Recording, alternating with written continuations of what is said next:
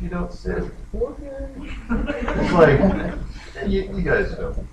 I don't know. I'm not going to go too much into it. I think it's really unrealistic to think that your kids can be like this all the time, at least on the outside and that sort of thing. I don't know. So what was the government like with Puritans? The government was generally kind of like this, and one thing that's interesting about Puritans is in New England, a form of government that they have is called the town hall style of government, where, of course, the men are the only ones that can make decisions. But the way they would make decisions is to have all the men come into a big room, sort of like this, and that's how they would make decisions as a group. Okay? That's how they came to decisions, and of course, if it's a contentious issue, that's how communities can fracture. But if you go to New England today, in any of those small towns in Massachusetts, you'll find out that they still do government like this. Not necessarily just with men in the room, but I mean, I'm talking like it's 2015, there's men and women in the room. But what I'm saying to you is, that's how many of those towns still make decisions communally, together. Very different than what we have in, like, I guess, are we technically in the city of Fresno here? Yeah, okay. Well, in the city of Fresno, you go to a city council meeting and you're lucky to find like 10 people in the audience. There's probably more people in the on the podium than there is in the audience. It's very different than what you would see in New England today, like with a town hall meeting. And that's kind of like how they did business. In terms of distributing land, what they tried to do with Native Americans is, of course, push them off their land to have Indians relinquish their claim to the land through tricking them and so on and so forth, moving them off, and then granting land to settlers so that they could expand so the colonists, I guess, could expand their holdings into Massachusetts and, of course, in subsequent areas. So that's how land was distributed. Take the land from the Native Americans, because obviously in document B, it says they should. And that's what they did. And they would grant lots of land to settlers. And if I go to the next slide here, you can kind of see, see that thing right there? That's actually a picture of a town hall that me and my wife, we got married like back in 2000. When did we get married? I better remember this, 2002. Right? Now, we went to New England, we looked around, and one of the things that we definitely saw, we went to a lot of these small towns, and they have literal town halls, and that's what you see right there. That one is taken from a New England town called Essex, Connecticut. It's just the state beneath Massachusetts, and that's pretty much where they do business. What you see on the right-hand side is kind of how that's the town of Salem, Massachusetts, where the Pilgrims were, basically. And what they did is they would basically distribute land. I don't know if you can see this.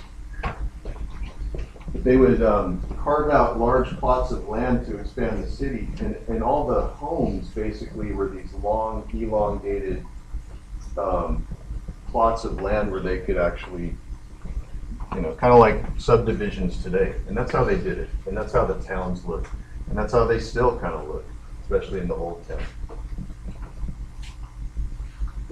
So Puritanism didn't work forever. There were lots of dissenters. There were lots of people that called out for accountability with the Puritans and basically told them, hey, what you're doing is wrong. And this society is too strict and doesn't allow for different people it doesn't allow for diversity. It doesn't allow for a diversity of thinking, whatever it might be. And so Puritans viewed dissent as evil. Like if you're against what we're against, then you're for the devil. Like if you're not with us, you're against us. And sometimes that happens, even in today's churches and in today's religious institutions. Like not. This isn't the way it's supposed to be. There's issues that splinter religious communities all the time, right? Take it's happening in my denomination right now. I'm from a sect called the Mennonites, Mennonite Brethren. Don't be scared. Brethren is a good thing. But what we are is kind of a group that came out of the Protestant Reformation who are pacifists, okay? Which means we're peace lovers.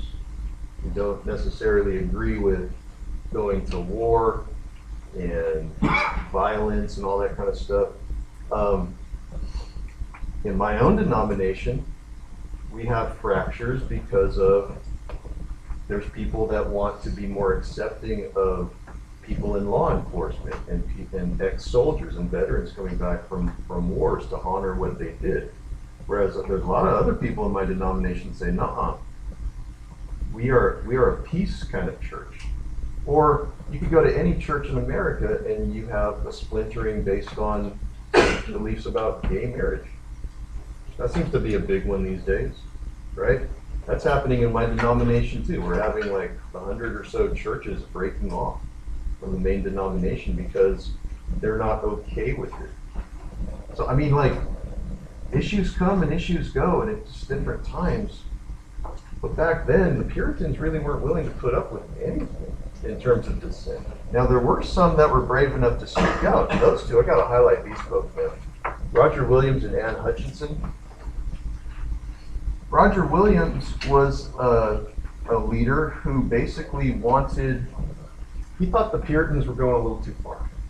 He wanted to see a separation of church and state. He wanted them to basically reform themselves.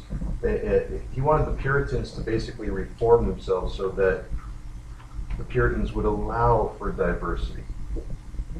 Okay? And that wasn't looked at as very nice. In fact, Roger Williams was later going to be excommunicated. There's a picture of Roger Williams right there. He actually founded the very first city in Rhode Island called Providence. Ann Hutchinson was a woman with 15 kids. Okay, now think about that just for a minute. Yeah, not only hers, but she had some serious. She had some issues with the Puritans, and basically, what she didn't appreciate about the Puritans was that it was just too restrictive. As being a mother of, only 15 kids, trying to keep them in line and stuff. I think she was feeling, among other things, that hey, this is a problem. But they basically just came out. In fact, they were both put on trial at different points, and she and he, and you can see her on trial right there. I know that picture is not too big, but he and she definitely were folks that the Puritans were like, man, what a bunch of troublemakers. Let's excommunicate them.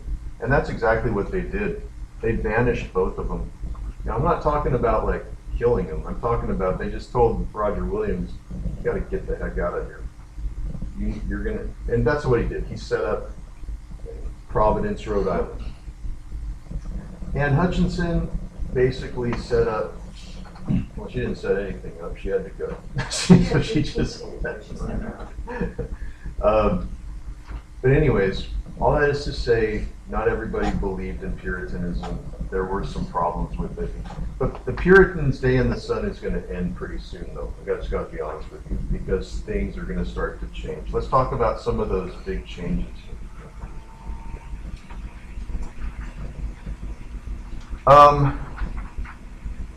That meeting house right there is similar to a type of a place where Ann Hutchinson would have gone on trial. Okay. You have something to add? Or? No. Oh, okay. I was just checking for you. It seemed like you had something to say there. We're talking about the pregnancy. She was pregnant by 15. I was still stuck on that. Oh, okay. It's like, how can you? Oh, okay. How Yeah. old was she? What's that? How old was she? Wait, after the 15 So kids? she started like 14 and 12, what were the rules? Were they spread out? Like, Well, Your baby daddy got. That's why I thought that maybe that's why she was Peter. Married? Was she married? My understanding is she was fairly young when she started having kids. I mean, you gotta realize, back in the day, 16, 17 years old was not uncommon. So, think about that. So, That's where their minds are at back in that time? Like, what do you mean? The farms and, the work. Well, oh. I don't know. Certainly there's no birth control. I'm not going to go into that part of Puritanism there. It's a little uncomfortable for me to talk about, but I bet it was uncomfortable for her. But that's all I got to say about that. Yes. I'm still stuck on her having 15 kids. Never mind them walking out and Yeah. not to be gross or anything, but how did she feel anything?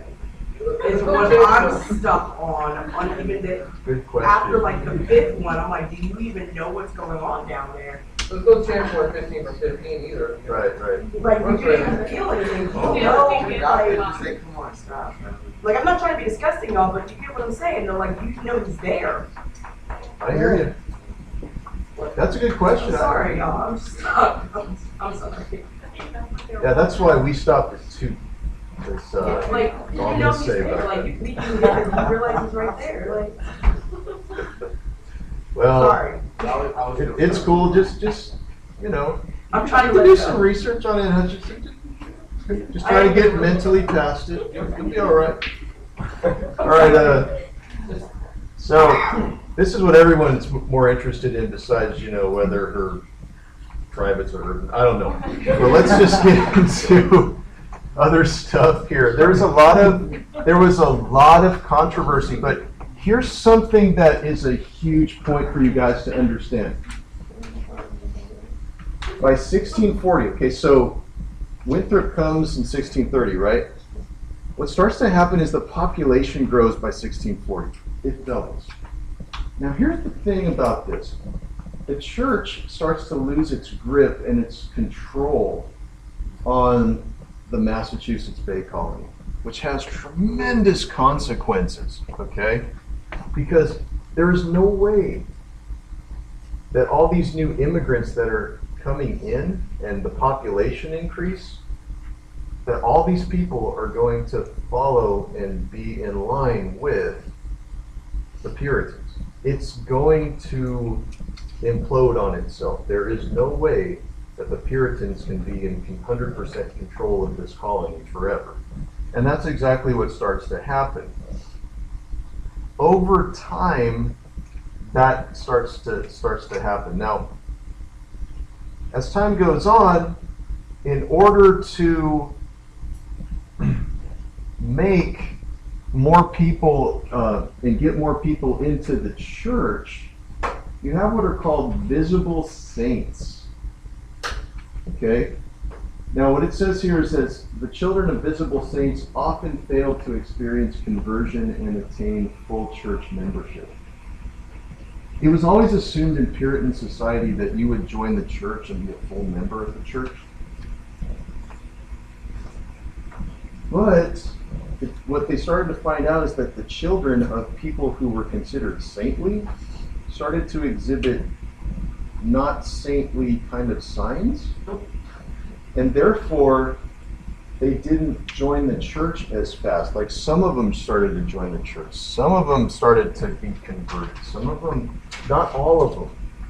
The way it was supposed to work is that your kids were, in order to carry on this whole idea of Puritanism, all of your kids had to 100% join the church and become Puritan. That's the only way to keep the traditions alive.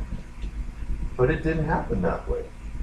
The church membership started to drop, okay? Which is exactly what's happened in America. I mean, over time in America, through various reasons, anytime you have population increases, you see things decline.